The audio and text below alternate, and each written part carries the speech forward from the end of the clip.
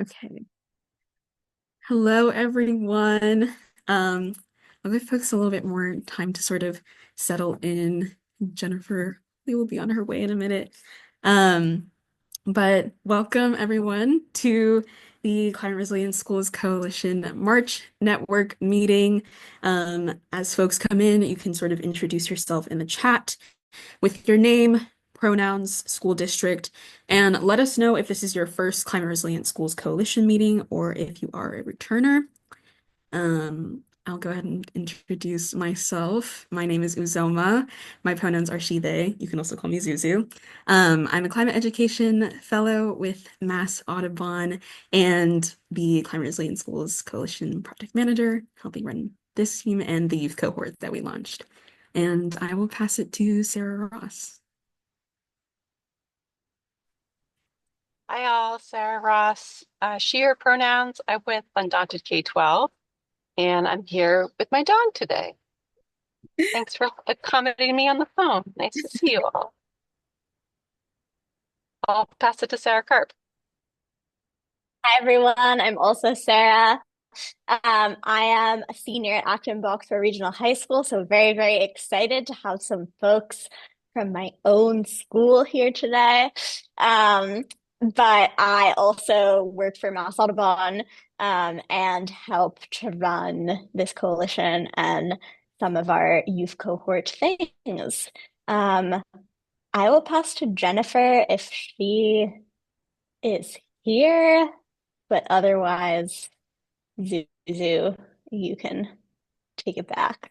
Yeah, Jennifer will join us in a minute, but I'll go ahead and drop our agenda for today's meeting in the chat so folks can sort of follow along.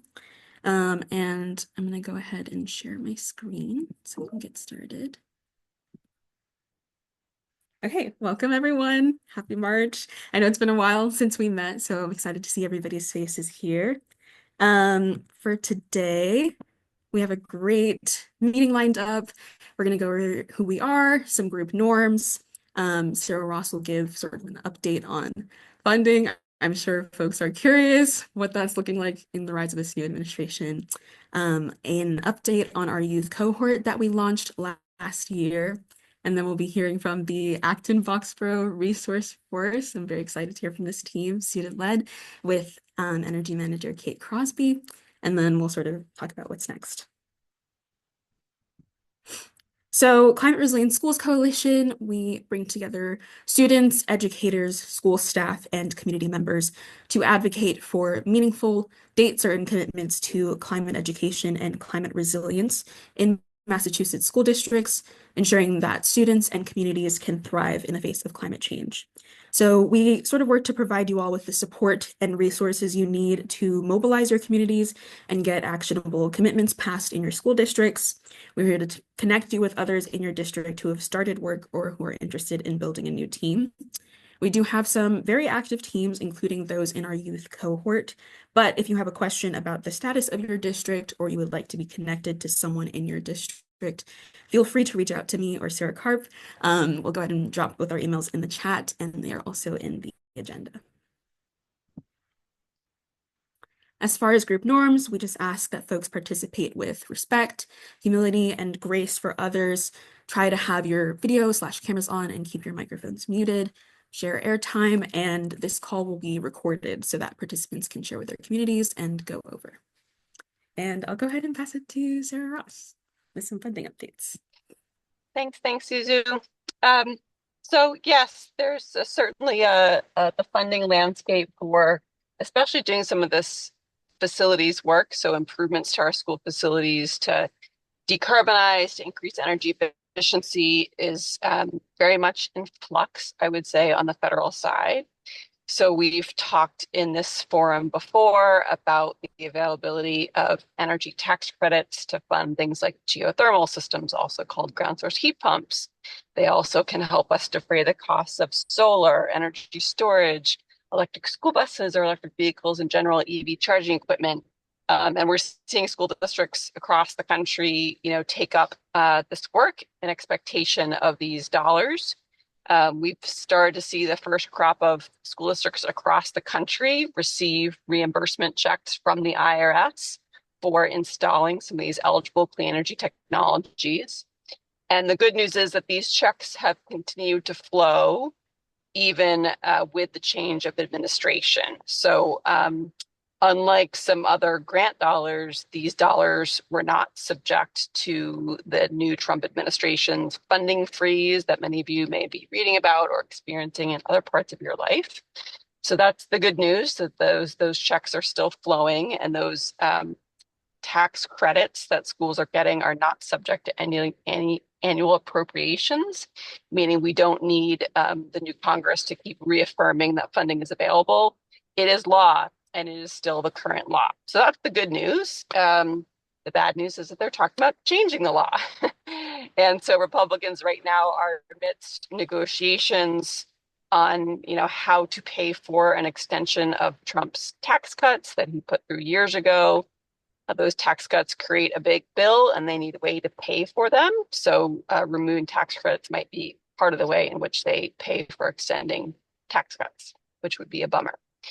The mechanics of change here are that they would have to pass a new law, which would have an effective date. The conventional wisdom, but who knows how far conventional wisdom gets us these days, is that effective date of a new law would be in the future, something like January 1st, 2026. And again, the conventional wisdom is if you start a project before that effective date, you would still be eligible for these tax credits. You would essentially be grandfathered in under the current law. So we're watching all this very closely and actually working with school districts in red states across the country, like Utah, and purple states also like Maine and Kentucky, to actually in Minnesota, to fly to DC and meet members of Congress and or host events in their school districts. So we're doing work across the country to try and make sure that these dollars are still available, not just to those states, but to Massachusetts and to all of your school districts also. So we're watching that very closely. And Sky, maybe you can put in the chat for me the kind of statement we have on the tax credits. That's one piece of the funding landscape. The other piece are the federal grants. I see folks from Natick on here. They were an awardee of a federal grant from the Department of Energy. We know that our friends in Lowell also were an awardee of a federal grant, and the situation is very different for those grants, and actually maybe different, likely different for each of Natick and Lowell also, because they were in different rounds of awards. So the sense that we're getting is that the Department of Energy is not reneging on contracts they already signed, but is trying to get out of making any new commitments. So that might affect Natick and Lowell and other grantees across the country differently.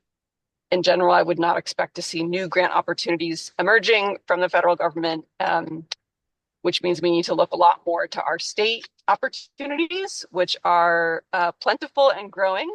We have state opportunities through our utility, through our school building administration, our MSBA, that just launched and currently has open a heat pump retrofit program.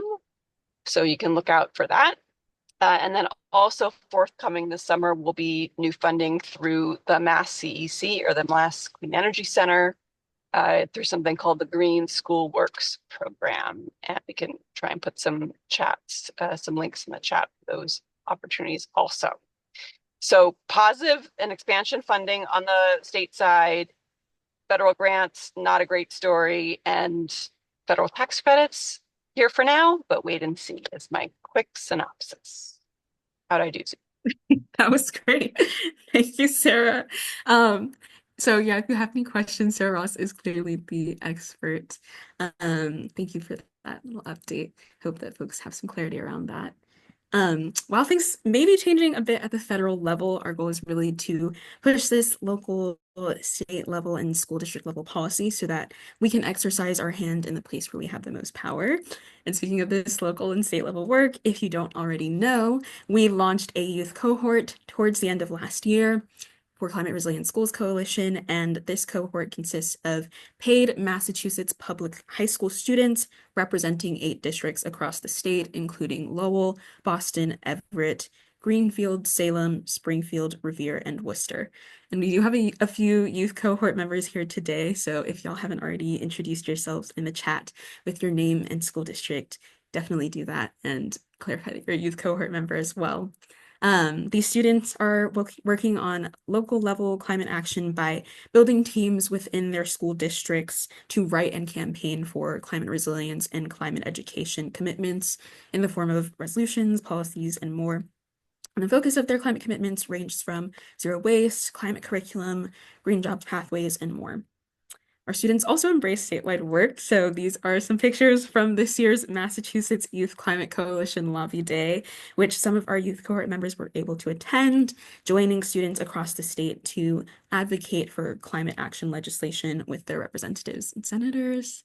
These are a couple more of my favorite pictures from that day. And if you are from one of the districts that I mentioned or at all interested in supporting members of the youth cohort, you can contact, again, me or Sarah Karp or one of the youth cohort members on this call today. So just a little celebration of the work that is getting done. Even more on local level work, I would like to introduce the Acton-Boxborough Resource Force. They are a student-led team accompanied by Energy Manager Kate Crosby. Recently, they passed language committing the Acton-Boxborough School District to decarbonization by 2050. They were able to work around budget issues in the district in order to prioritize sustainability and worked with local organizations and allies to extend their team building and campaigning. So I'm very excited to introduce this wonderful team to you all and hear from them on their research process, their challenges, and their collaboration with the town and school district. I'm going to stop sharing and let y'all introduce yourselves, and you should be able to also share your screen. Yeah, thanks for the introduction, Suzu. I think maybe I know we have quite a few of our members on this call right now, so I don't know, maybe it would be good to take a minute or two to introduce everyone or so. I'm Alex. I'm a senior at Acton-Boxborough, and yeah, I don't know, I'll pass it on to Sneha. Hi, my name is Sneha. I'm also a senior at Acton-Boxborough, and I'll pass it on to Teju. Hi, I'm a Teju. I'm a sophomore at Acton-Boxborough, and I'll pass it on to Yang.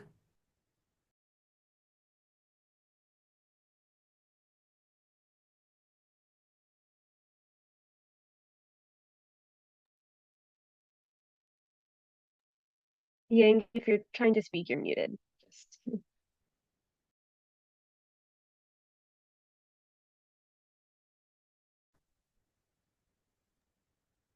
Teju, if you want to pass it on to somebody else in case Yang's computer's not working or something at the moment. Sure. I can pass it to Gus. Hey, I'm Gus. I'm also a sophomore at AB. Yeah, and I'm gonna pass this one on to Andrew. Hi, I'm Andrew. I'm a junior at AB, and I'll pass it on to Kevin. Hi guys, I'm Kevin Lee. I'm a junior here at Acton-Boxborough Regional High School, and Gyang is muted, I think. I'll pass this on to Zach. Hi, I'm Zach Abramovich. I'm a sophomore at Acton-Boxborough High School, and I'll pass this on to John, if he's here.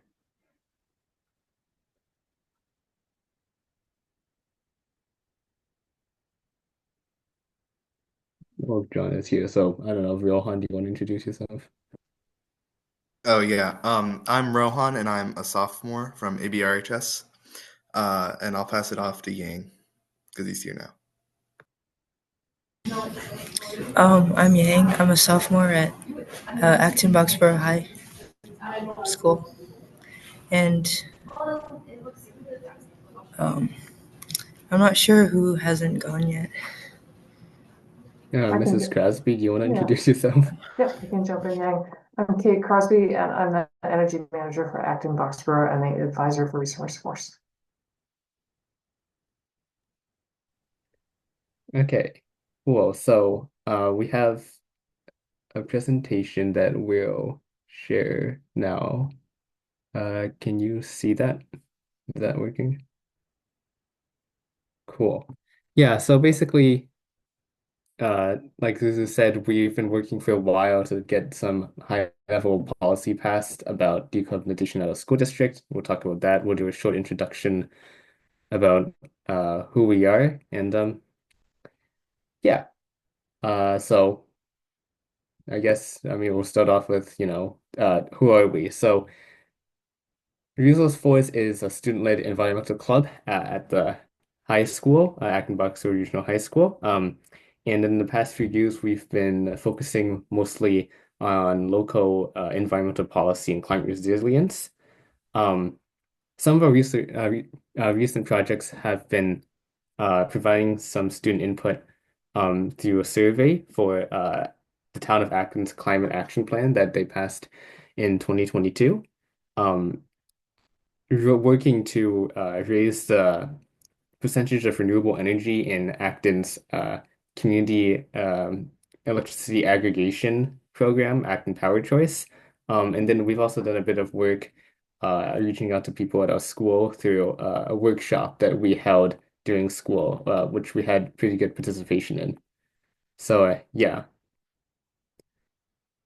This quote from Bill McKibben, who's an environmentalist, we just kind of put there because it's kind of our philosophy of that things have to get done now because winning slowly is the same as losing, meaning that you have to act now and act like pretty fast and ambitiously if you want to prevent the worst effects of climate change. And so, yeah. So So schools are some of the largest contributors to carbon dioxide emissions.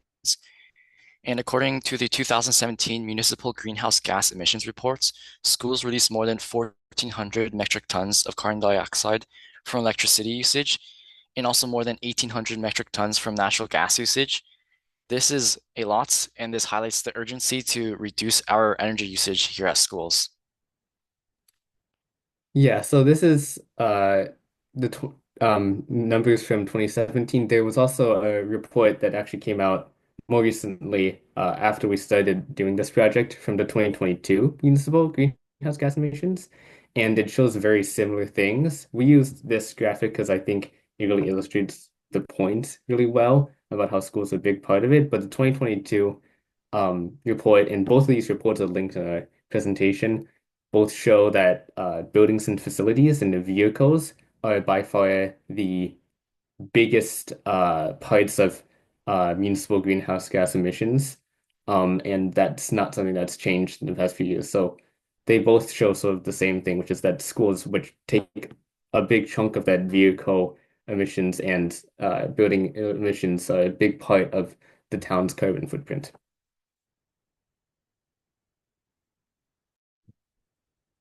So to write our resolution, we were inspired by Denver Public Schools, who also passed a climate resolution, and we started drafting our own resolution in February of 2023. And first, we started with a skeleton of the most important points to add from our resolution, and you can see more about it in the link in our slideshow. We weren't really worried about the wording of our resolution, just trying to put ideas down. And we also got a lot of help from Miss Crosby. And then we started drafting our resolution in March with the help of other climate groups in Acton, like Green Acton and Mothers Out Front. And then we finalized um, and led outreach for our resolution in April and May, and we sent it to the school committee in June. And throughout this whole process, we had to be really resilient. Like a lot of our members showed up to every single school committee meeting trying to advocate for a resolution. And then on the next slide, you can see a picture of the resolution.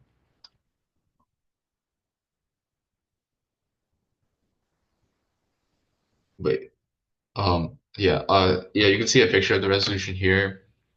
So a few key points that I want to point out is first, we want to prioritize student health, well-being, and learning outcomes when making school decisions. And we also wanted to achieve like 100% electricity from renewables immediately.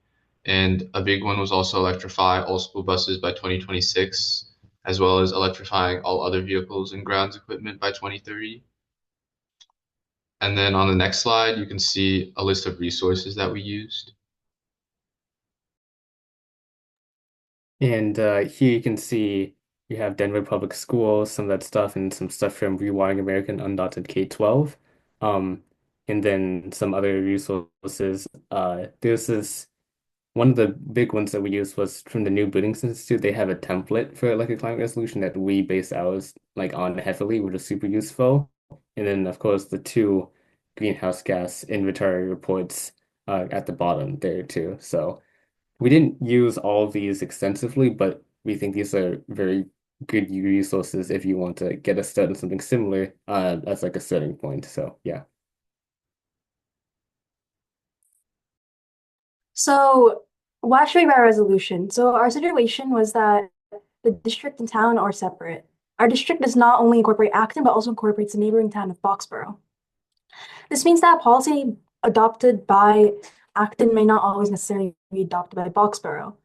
So, bringing these issues to the district level can level the field on the management of emissions and incorporate the schools, which, as we saw earlier, has some of the highest emissions.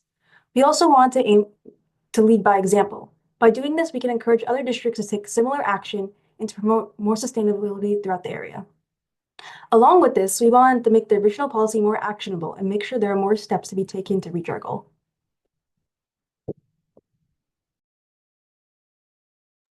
So besides the resolution, we also showed up to like school committee meetings and participated in every meeting, like voicing our concerns for environmental issues. And one key, one thing that we did a lot was use statistics to really highlight the impact and also emphasize like just the importance of starting because like I think get having action taken first is a really important first step, and it can sometimes be a really hard first step as well. And we also reached out to other organizations in our town and other clubs in our school community.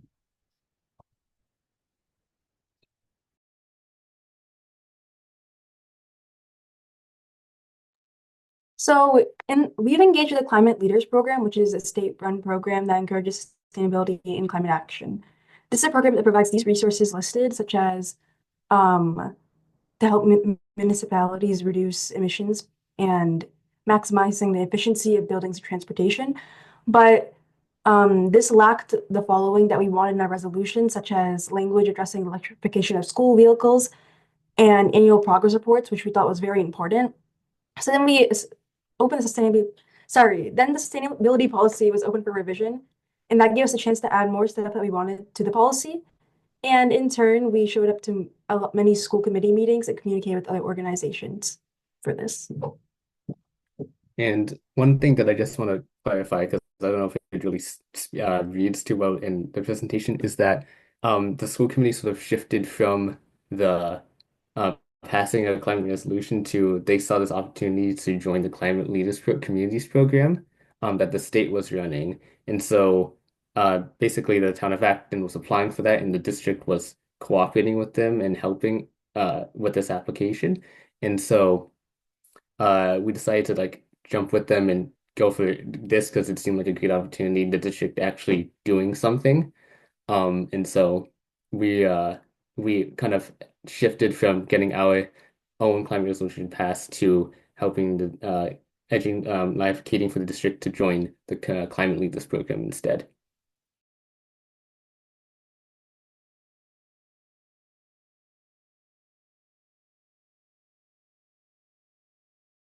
And I forgot I have this slide as well, so that's my fault.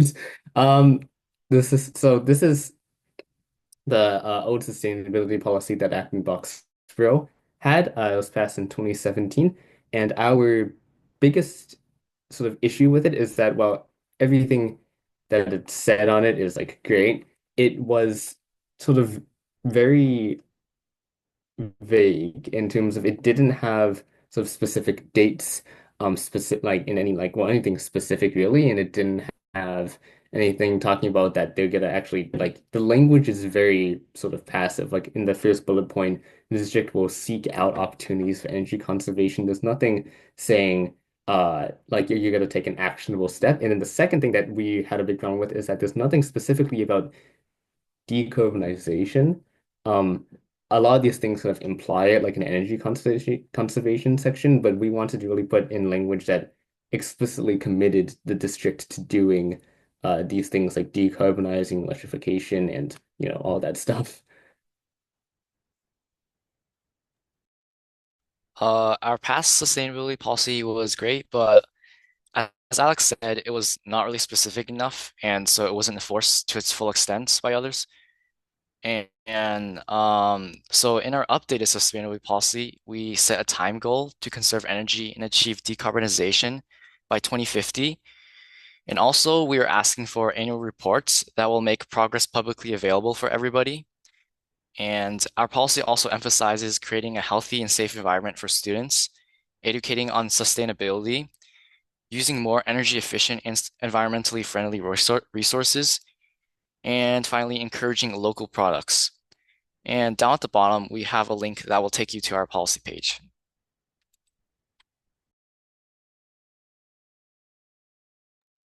And we just put a timeline here just to sort of make everything kind of clear in terms of where it all fit in.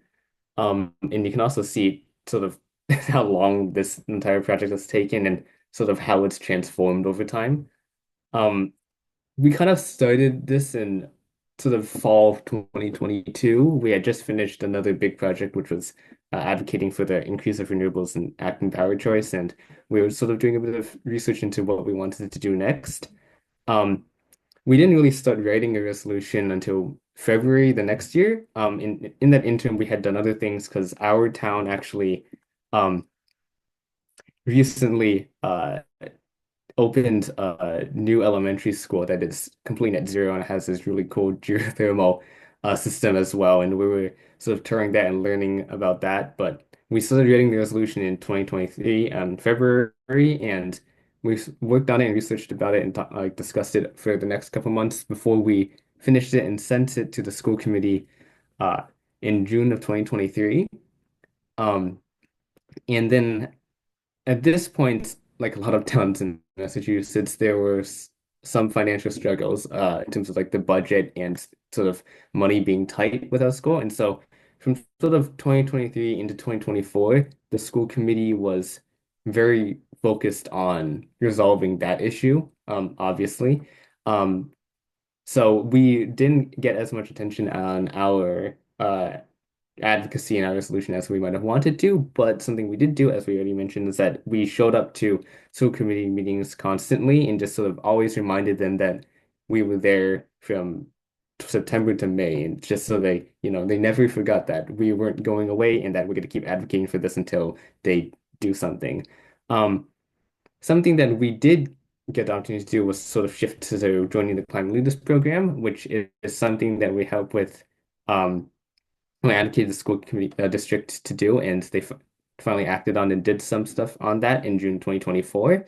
Um, and then in going from into the fall of 2024, they opened the sustainability policy to update, and that's sort of when we shifted to putting in some of this language about annual progress reports and specific language in our high-level policy.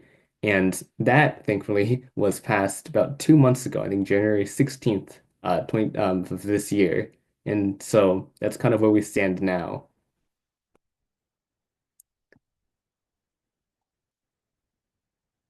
So we can see some of the outcomes. Obviously, we have the updated sustainability policy that was passed, and we hope some increased awareness for both the sustainability policy and also for climate action in general. Um, some outcomes that we are hoping to happen are that this will be a first step in creating a sustainable environment for everyone in Acton. Obviously, more has to be done, but we're hoping that sort of things are able to continue with uh, our younger members in Resource Force and other groups in Acton to keep the school committee and the school district on track to meeting our goals. We have the annual progress report, which we hope will add a measure of accountability to uh, our district's sort of steps and actions into creating a sustainable school district.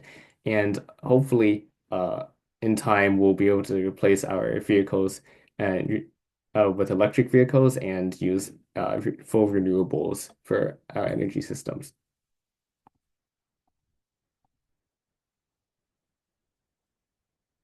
So something really important at the root of this is also team building. I would say we're typically pretty productive, but our meetings are also pretty loose. We allow ourselves to just talk to each other and get to know each other as individuals. We also just often split up responsibilities between members, like 3 to 4 people may work on one thing, and then other people may work on another thing, and just vice versa. We also use a lot of organizing tools like spreadsheets and documents. Um, we're also in contact with a lot of groups like Mothers Out Front and Green Acton, and we've had some members attend meetings from these groups. And I also would like to say that this is very specific to our group, and this definitely does not apply to everyone. Every group has different ways of like just functioning and behaving, so these aren't like meant to be set like a set of instructions, but just what we often do as a group.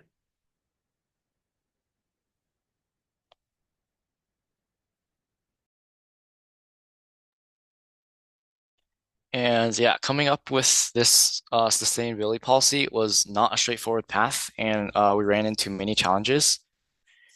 This one was brought up a couple of times, but we ran into financial restrictions, and we were very persistent, and we just worked our way through it.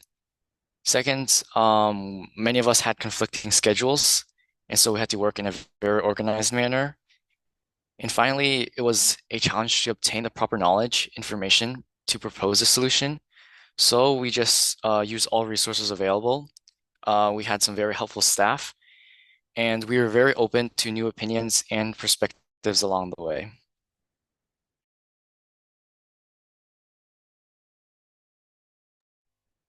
Something that I think is important to sort of note about our situation specifically is that our school committee was quite sympathetic to our wants and our ideas.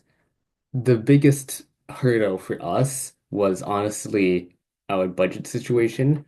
And most of the members of the school committee were very concerned about like fixing that first and kind of getting over that before addressing our climate wants. But we also think this also sort of highlights the importance of really engaging with like your school district and your school committee. Um, Something that we did was that we just met with individuals of school committee to sort of lay out what our goals were, what hurdles, obstacles might be in the way, and sort of what the feeling on the school committee was. And like that wasn't formal really or anything. Like we took out some school committee meetings, like we just met over coffee and we just talked about it like on the weekend. Um, and we got the chance to actually meet with the policy subcommittee of a school committee twice to just talk about language specifically. But it was super, super helpful to just engage with the school committee in this way and sort of, I guess, foster that connection because it makes the advocacy that much easier.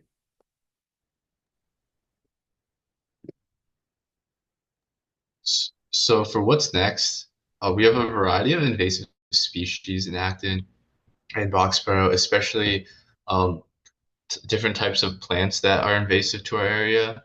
And we're trying to set up workshops where we have students learn to identify them and their impact to our environment. And what this does is it raises awareness to these students and also helps them engage in a positive climate, environmental effort. We also want to reach out to other local communities and set up workshops there as well. And we're also working on other environmental activism projects like promoting gardening. And we continue to raise environmental awareness at Acton-Boxborough Regional High School through like a variety of different workshops. Like coming up during MCAS, we're setting up a workshop where we teach kids about invasive species. And we also have a yearly activities fair where we have a poster and we try to get more students to join Research Club. I mean, excuse me, the Resource Force as well.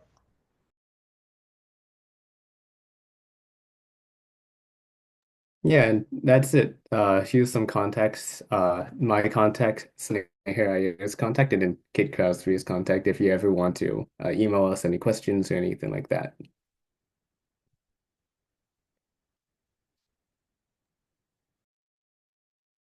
Thank y'all so much for a great presentation.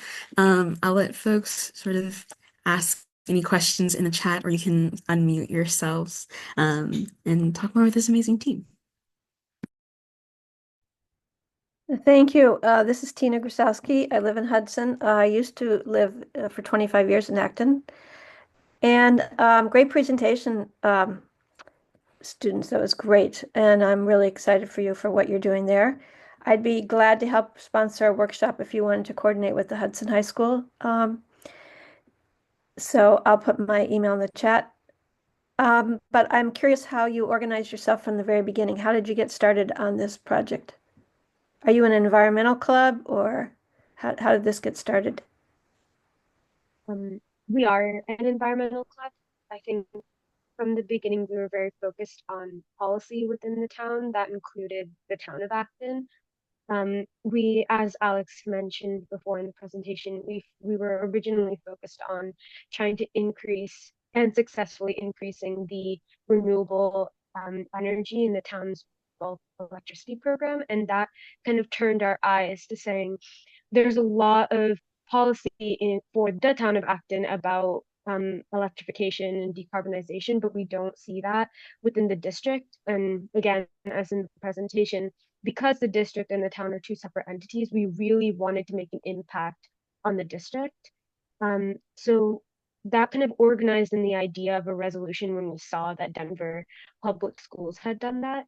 And that's kind of how we came together. It initially started with just us like splotting down ideas on a document and going kind of crazy about what we could potentially ask from the district. And then it became more organized as we sat down and talked with Ms. Crosby about what our options are for organizing a resolution. And then the rest is in the presentation for how that went out. Are you planning to take the resolution to town meeting? The town of Acton has its own decarbonization roadmap, which is actually much more robust than what the resolution offers at the moment.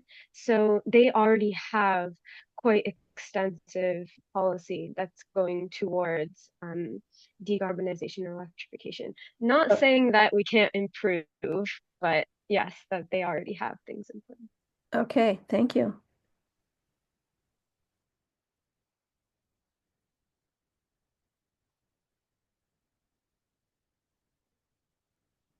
Thank y'all again. Folks have any more questions? Oh, Sarah.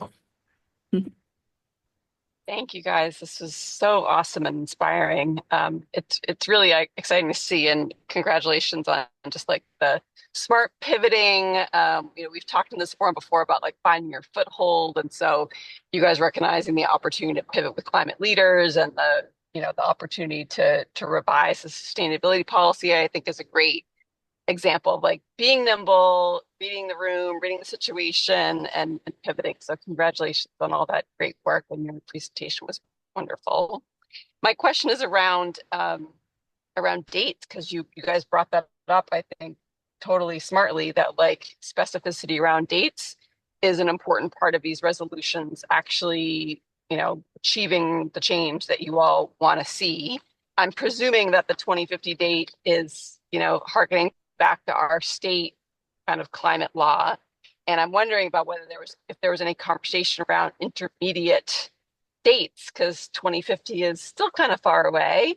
And there's of course a lot that needs to be done in those intervening years, and the state itself has kind of intervening targets. So I'm just curious whether there's any conversation about like a 2030 target, a 2040 target, and like what that conversation was if it happened.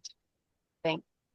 Yeah, so in terms of the 2050 date, sort of the reason that was chosen is yes, once like yeah, it sort of aligns with the climate leaders program that like the state has, and it also aligns, I think, with the climate action plan that Acton has, and so it's kind of acting all as like one unit and sort of following and like working in parallel with like state, local government. Um, that's sort of why we chose the 2050 date. There's definitely had conversations about sort of intermediate dates and sort of like what actually needs to be done by like this date. If you go back to that screenshot of our original climate resolution, we did have some intermediate dates. We had a very ambitious target of 100% electric school buses by 2026. There's some so you can see some that in the 20 in that climate resolution, but I think the big thing that we're focusing on here is that we wanted sort of this very high level policy of saying we just need to get this sort of high level date in there now, and like sort of this is the policy um in the policy, and in the language of the sustainability policy it actually says by or before 2050, so there's some flexibility in terms of you can get it done beforehand. And our hope is that this is only also just a kind of a first step. Like this isn't the only policy that's gonna happen in the district, and sort of our hope is that from this sort of pol updated policy in the climate leaders program that, and I think the climate leaders program also mandates this, but that there will be a more robust decarbonization plan that will be coming out of this sort of experience, and it's sort of, I mean, we're all very passionate about this, um, and sort of doing all of this, but we also don't have the technical expertise to say, you know, we don't know what the exact sort of composition of like, what needs to be replaced and retrofitted in every school. And so our hope is that a much more robust policy and decarbonization plan will come out of this promptly with more specific sort of actionable goals and dates and stuff like that. And then another thing, this is also sort of why our putting in that annual policy and annual sort of progress report was so important to us. Sort of accountability in terms of when you have those dates and say you want to get this done by 2030 or 2035 or whatever it is, you have progress reports that show what are our targets and how are we doing in getting to those targets. And so that accountability was also super important to us, and that's sort of why. That makes sense. Thanks so much.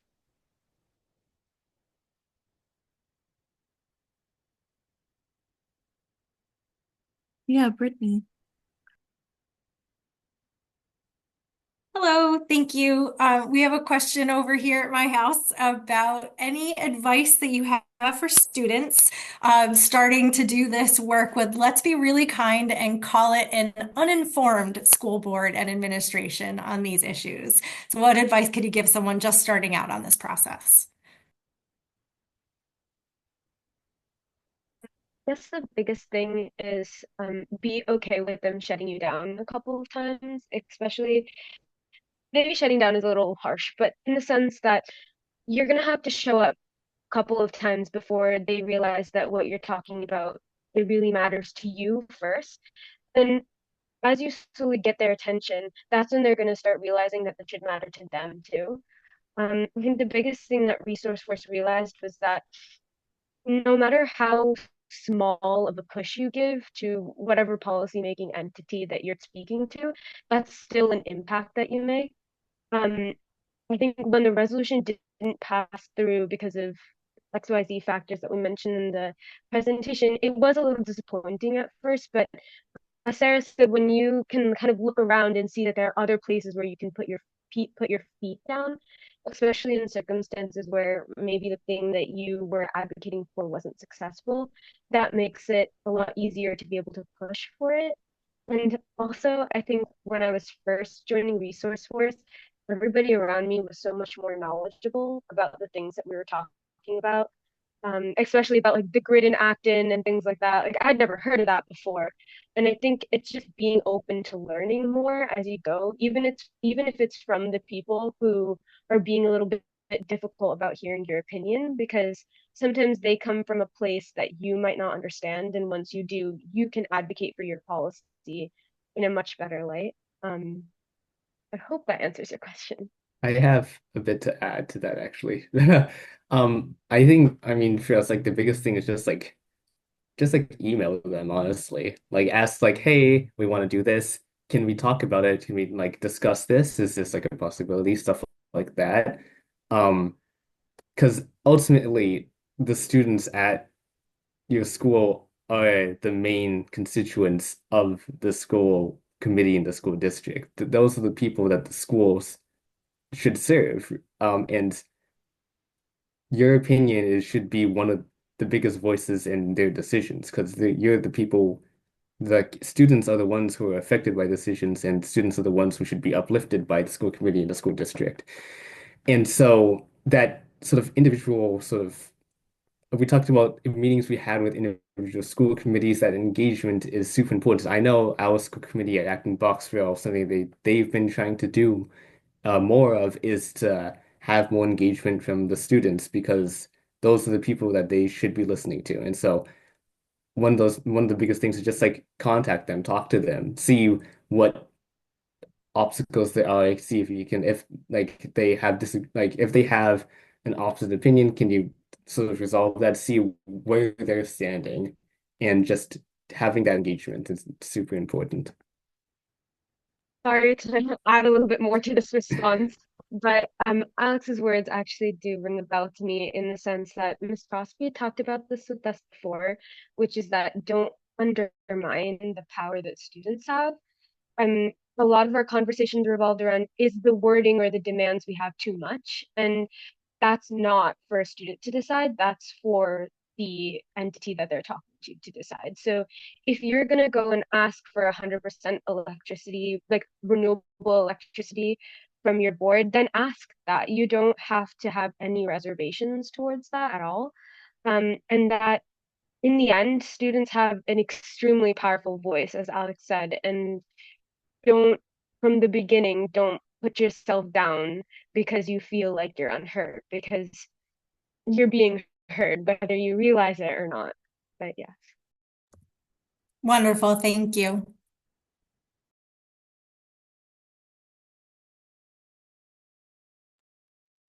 Rylan? Hi. So I'm a student at Salem High School, and we recently just started up like an environmental club, and I'm recently like starting kind of trying to create like a mission or goal like this. And I'm just wondering if you had any tips for like getting student support and like getting student involvement, especially in like a new program.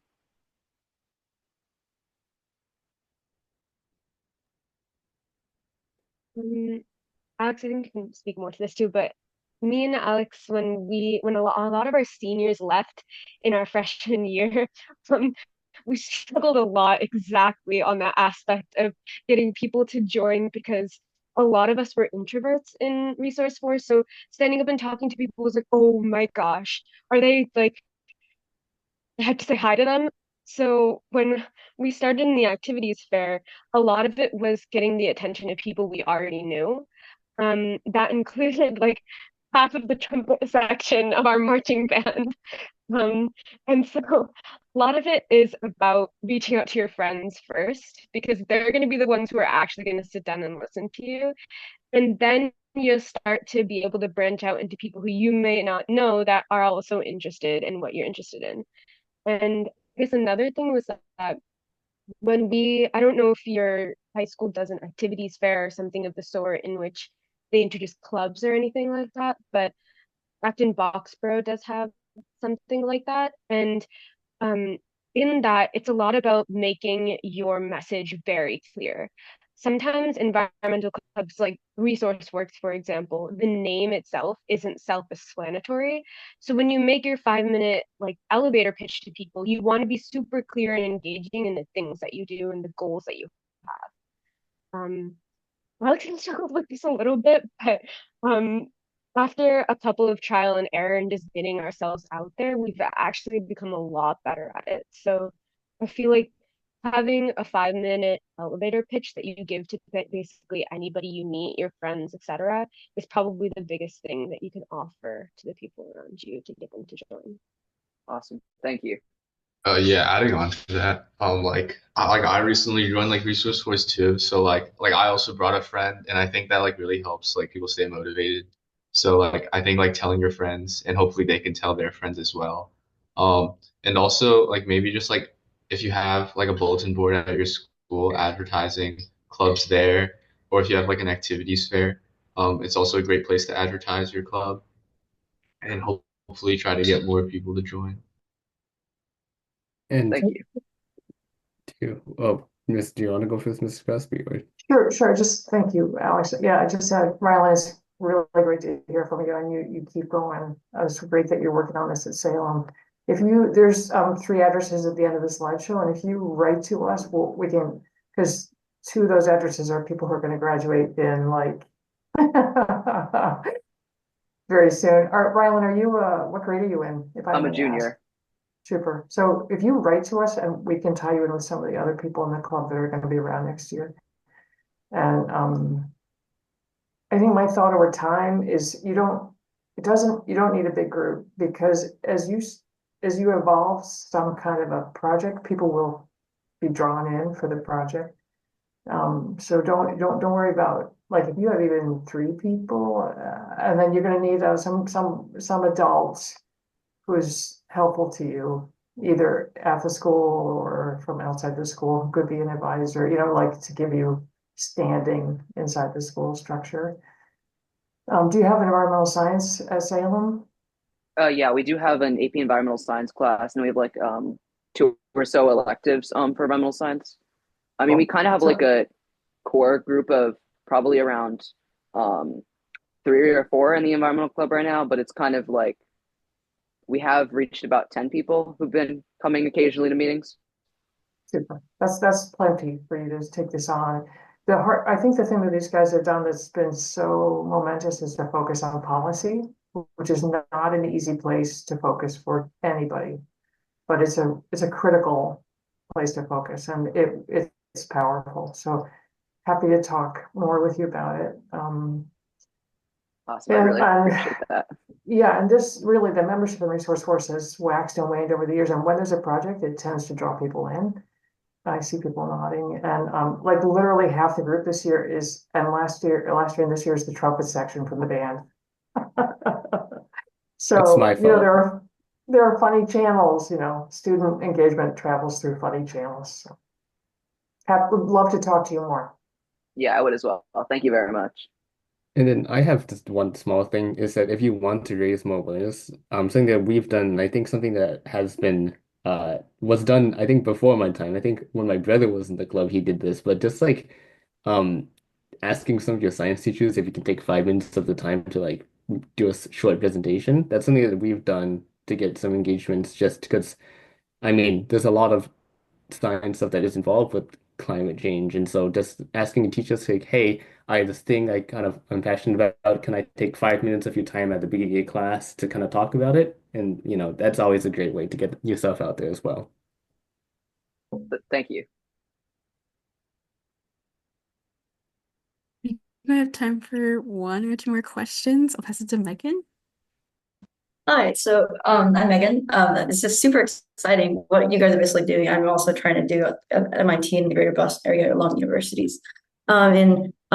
It's I'm very curious to hear about like how this experience has really affected your decisions for the future. For example, like your educational journey when you're going to colleges, or like your career goals. And I'm also, this is maybe a question for you guys, but also for Ms. Crosby. Like what are some opportunities to like embed what you learned into your like curriculum, like classes, and then like through like sometimes there's like gaps in like understanding about like what people can do on the political side of things, but also on decarbonization in the classroom. So thoughts of that, and then in the curriculum, and then also in class projects. Yeah, so something that our school has actually in recent years changed our curriculum is that I think all ninth graders now take an environmental have to are required to take an environmental science class. That's not something that used to be in a curriculum. I changed. Actually, it was the year after I got into high school, so I didn't get to experience it. But now all ninth graders have to take an environmental science class, which is a great thing for raising awareness for these kind of things. Um, on the more personal side for me, in terms of my experience with all of this, um, this is maybe sometimes a bit of an overused buzzword, but honestly, it has been pretty empowering being able to see sort of tangible change coming from my actions. I know the project that we were working on my freshman year was acting power choice and raising renewables in our town's energy supply.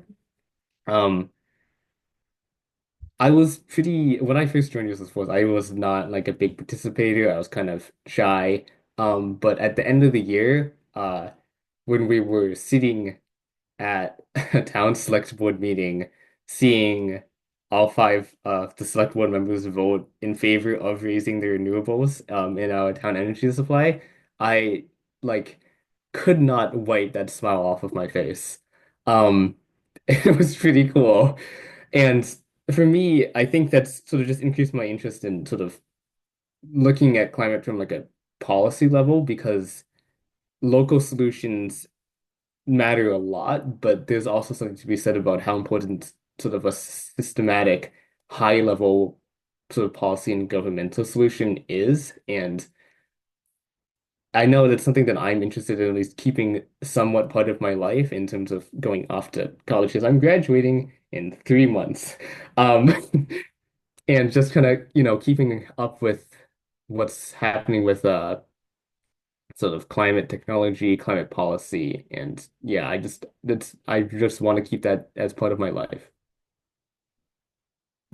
Yeah, and just to point out one more thing, I think I know you mentioned that you were working on like trying to do this at MIT, and I know there have been like because I've been following that kind of thing on various platforms, and I definitely think that having that kind of thing in the curriculum is very important. And I've seen the MIT is adding a lot of new things to their curriculum. Like I'm pretty sure you guys added like a new environment and sustainability minor, and I think there's just great work going on over there, and I think there's definitely potential for a lot more to be done.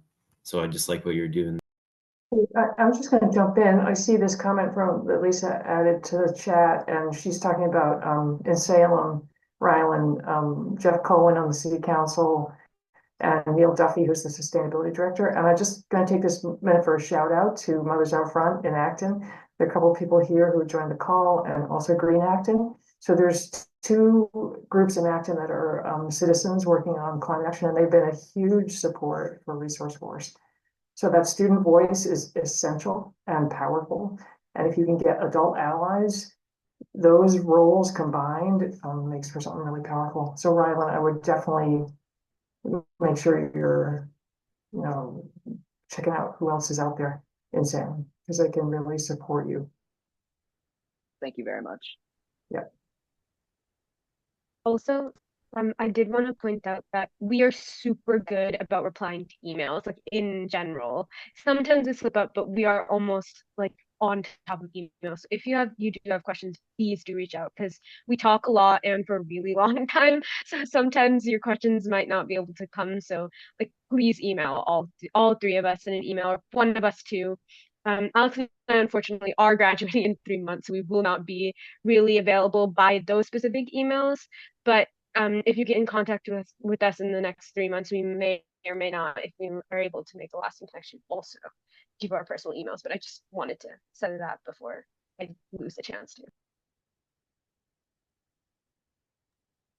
I see some great advice from Lisa about Salem, and I also see your hand raised, so please.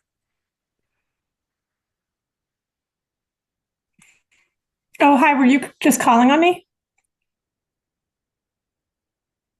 Oh, sorry. Hi, everybody. I just wrote my comments. I didn't know if there would be time to speak, but I was just, I came a little bit late to this discussion, but congratulations to all the students. I just want to say students' voices are really, really important. And my nonprofit organization, Zero Carbon MA, has been working for the past 5 years at passing legislation at the local level, and then that's scaling that up to the state level. So Acton is a fossil fuel free part of the fossil fuel free demonstration program.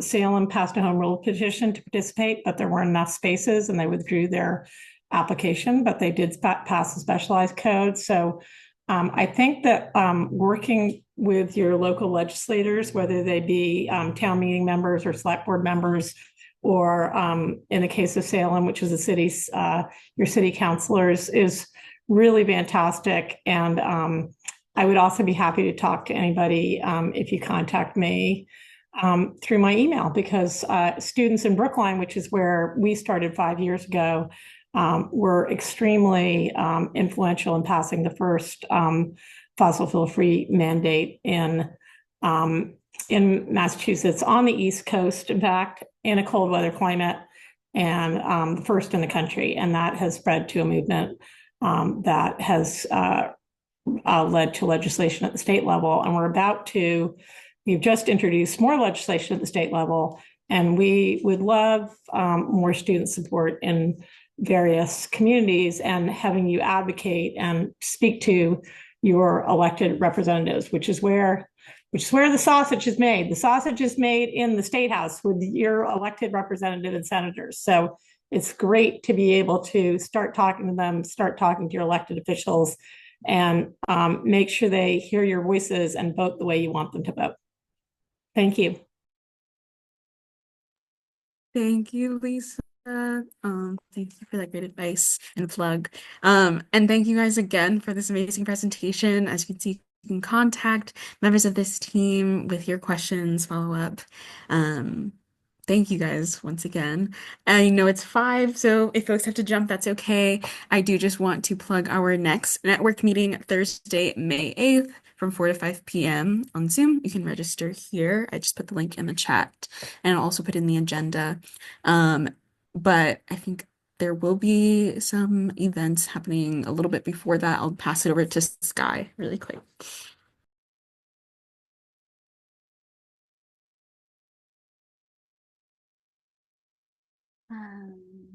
All right. Yeah, we will share the slides and share this recording, and I saved the chat so you can, there's a lot of good emails and offers to support throughout the chat. So if you want to take a look at that as well, I'll have all of that. And we'll share some email updates with upcoming events between now and then. But I think that's all that I have. Thank you. Thank you all so much for joining.